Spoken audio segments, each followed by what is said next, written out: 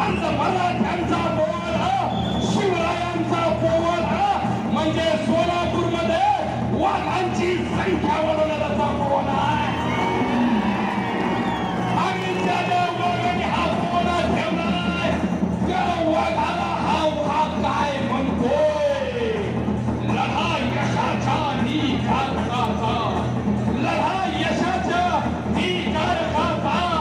शिवतंत्र बुद्धीत साचावं, शिवतंत्र बुद्धीत साचावं. नाचेनी कुशल नाचावं. रवींद्र भोगरे म्हणून ही तलवार आहे. आणि येतो झाकी आहे आणि पुरा पिक्चर बी वाटली. नंबर 1 चा भोगला इशारा समजून घ्या.